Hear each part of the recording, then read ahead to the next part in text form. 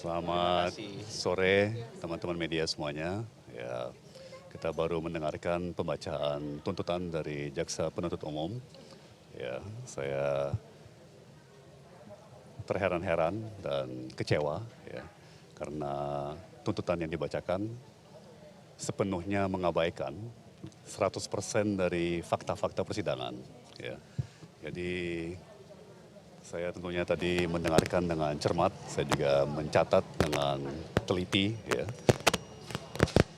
pembacaan surat tuntutan tersebut ya, dan saya cari-cari di mana ada penyesuaian-penyesuaian dari dakwaan ke tuntutan yang mencerminkan fakta-fakta persidangan yang sudah diungkap dalam kurang lebih 4 bulan persidangan, 20 kali sidang, tapi satupun saya tidak temukan ya, penyesuaian dalam surat penuntutan yang mencerminkan fakta yang diungkap dalam persidangan. Jadi ya saya agak heran aja ya, apakah ini memang pola kerja daripada Kejaksaan Agung. Ya,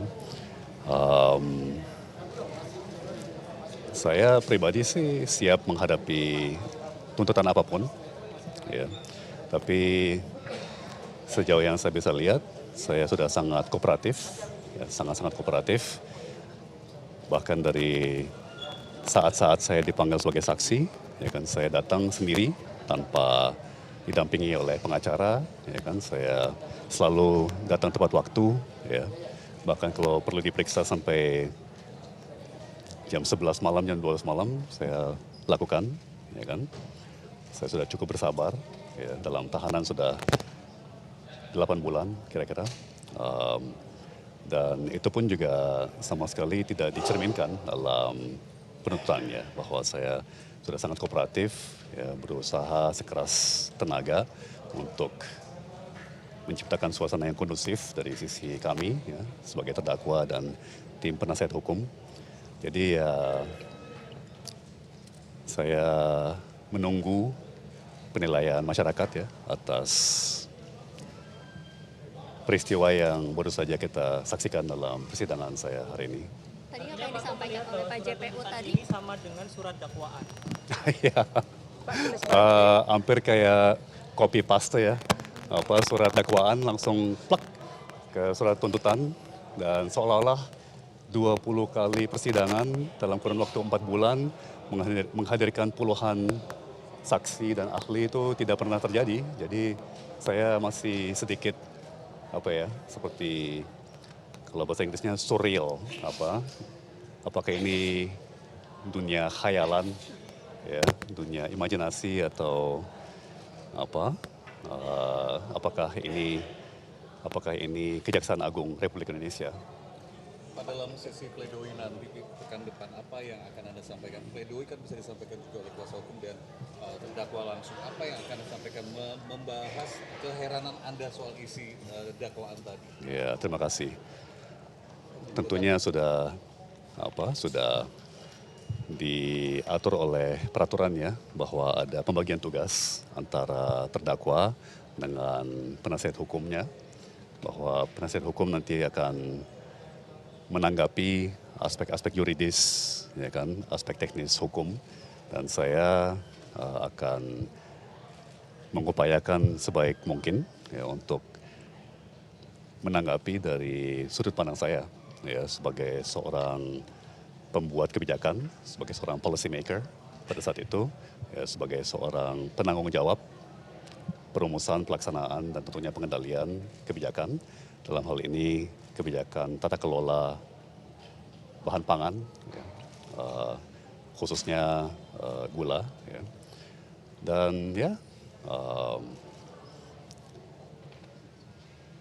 bagi saya sih sederhana ya, kita dari awal sudah selalu mendasarkan semua keterangan atas data, fakta, realita yang terjadi.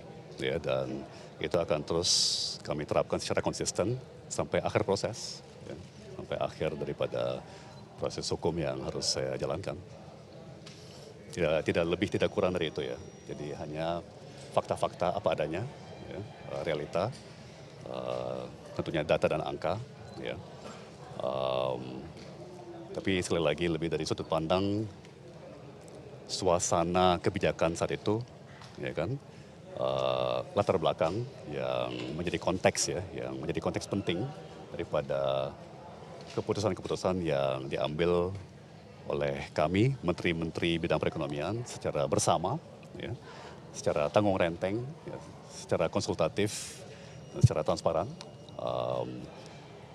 dan mengenai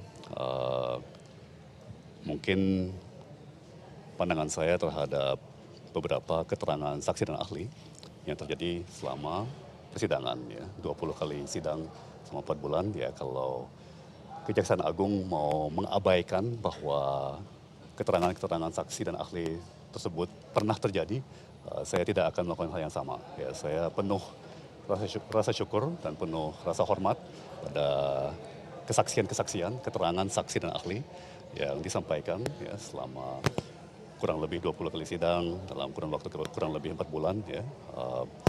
Saya benar-benar menghargai para saksi-saksi yang memberikan keterangan yang benar dan baik, ya, benar dan akurat, yang saya kira waktu dan masyarakat akan membuktikan ya, bahwa keterangan saksi dan ahli itu mematahkan praktis semua tuduhan dari penuntut dalam hal ini, ya, dari penyidik dan dari penuntut, ya. Dan ya kami akan tetap profesional, ya. Dan ya agak kecewa bahwa Kejaksaan Agung Republik Indonesia ya tidak sanggup untuk profesional seperti yang kami harapkan dan sebagaimana sejauh mungkin kami sendiri mempraktekannya. Lain sekali lagi bahwa Pak Tom menilai Kejaksaan Agung tidak profesional. Saya kira sangat jelas ya kalau tidak ada pergeseran, tidak ada penyesuaian sedikit pun ya dari dakwaan ya di pertengahan atau akhir Februari ya sampai kemudian 4 bulan sidang sampai tuntutan tuh tidak ada penyesuaian sama sekali, padahal dalam persidangan sudah terbukti ya, beberapa tuduhan dalam dakwaan itu sudah dipatahkan ya, oleh saksi maupun ahli ya, dan dalam tuntutan hari ini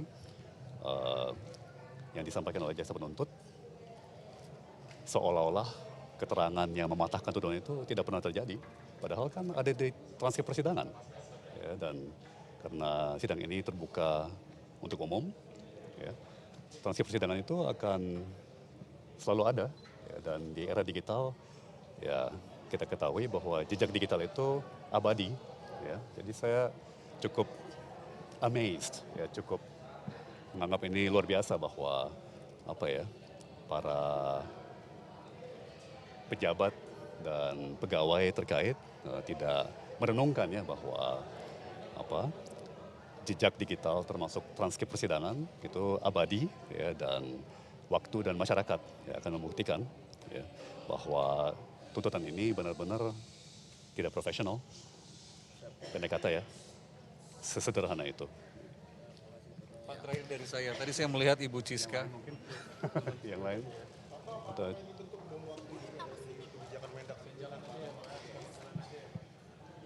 sudah saya terangkan sebelumnya ya bahwa importasi gula itu sebuah kebijakan rutin yang berjalan dari sekurang-kurangnya dari tahun 2004 ya sampai sekarang.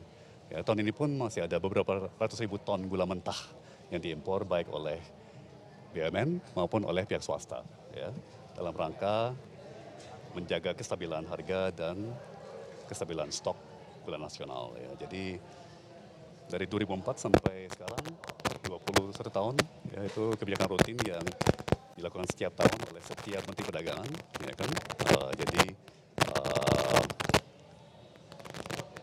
seharusnya tidak ada masalah. Ya. Maksudnya tadi disampaikan oleh JPU bahwa importnya itu pada saat produksinya sedang penuh di dalam negeri, kemudian juga masa panennya itu pasti. Ya sudah dipatahkan oleh saksi dan ahli ya klaim-klaim tersebut. Bapak bilang data yang tidak pasti itu. Saya kira cukup ya sementara ini. Nanti lanjut sama Terima kasih sekali apa Luar biasa liputannya ini, ramai sekali hari ini. Ya, terima kasih semuanya. Sehat Pak habis makan gula Pak? Pak kondisinya? Ya tentunya kurang sehat sebetulnya dan malamnya sakit gigi. Jadi tapi setelah kumur udah baikan. Jadi itu aja dampak dari langsung minum 1 sendok gula. Jadi saya tidak rekomen ya. Saya tidak apa. Saya himbau jangan diulang, jangan diikuti. Ya.